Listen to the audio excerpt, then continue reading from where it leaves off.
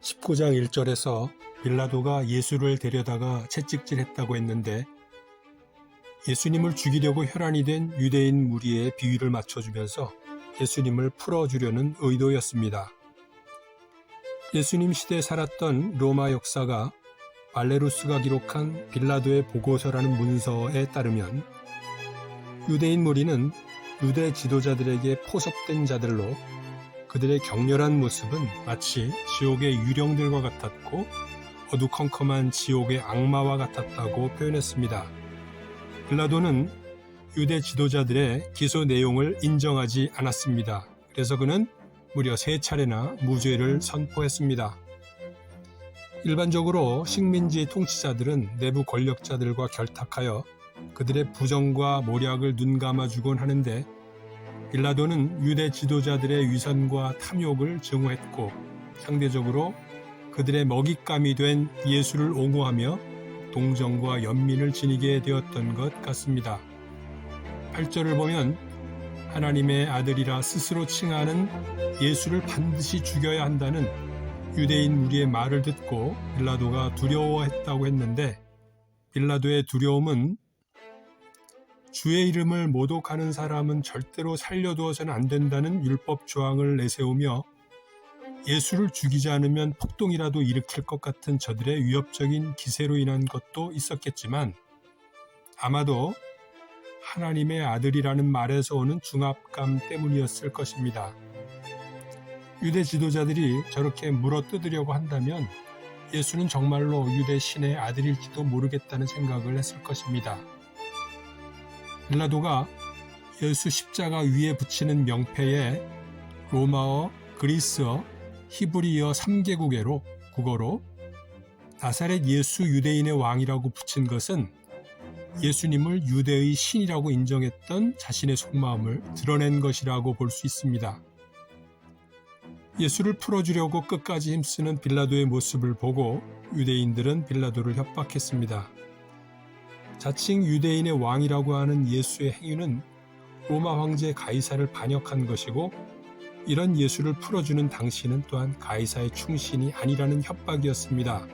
빌라도가 결국 그 협박에 무너집니다.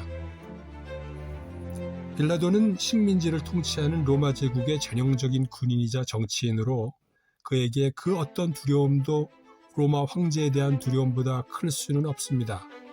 설령 유대인들의 협박에 못 이겨 하나님의 아들인 예수에게 사형을 판결한다 해도 로마 황제에게 낙인 찍히는 것에 비하면 그로 인한 죄책감이나 두려움은 작은 것으로 여겼을 것입니다. 이것이 빌라도의 한계입니다. 일제시대 소설가 채만식 소설 중에 시숙이라는 소설이 있습니다. 나라는 인물은 일본인 주인 밑에서 일하는 조선인 점원으로 그의 꿈은 일본인 여자와 결혼하고 일본의 생활 방식을 그대로 따르며 일본어만을 사용하므로 소위 완전한 일본인이 되는 것이었습니다. 또 한 사람, 나와 친척 관계인 아저씨는 일제 치하에서 대학을 나온 뒤 일제의 억압적 통치에 맞서 싸우다가 감옥살이를 하고 난 후 병들어버린 무기력한 지식인입니다.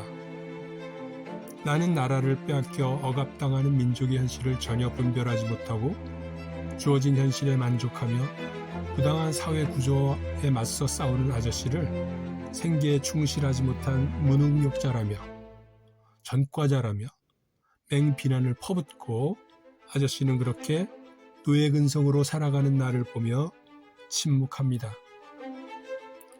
그러나 실제로 일제의 우민화 정책으로 노예처럼 살아가는 나는 비난받아 마땅한 사람이고 동시에 민족의 처참한 현실을 상징하는 인물입니다. 많은 그리스도인들이 사회적 흐름을 따라 부와 명예, 육신의 건강과 즐거움 같은 것들에 삶의 의미를 두거나 자기도 모르게 그런 육신의 욕망을 섬기며 살아가고 있는 것을 부인할 수 없습니다. 이런 것들이 죄의 권세에서 오는 것이라면 결국 그들은 그 권세에 대한 큰 두려움으로 살아가고 있는 것입니다. 그러면서 죄의 권세와 맞서 싸우러 오신 그리스도의 정체성을 축복과 형통과 번영을 항상 베푸시는 분으로 바꾸어 버립니다. 그래서인지 그리스도의 말씀에 불순종하는 것에 대한 두려움은 점점 작아지는 것 같습니다. 지금 그 두려움이 작아지는 것만큼 장차 죄의 권세를 완전히 꺾으시고 심판자로 오실 그리스도 앞에서 두려움은 극한에 달할 것입니다. 오늘의 묵상을 마치겠습니다. 끝까지 귀 기울여 주셔서 감사합니다.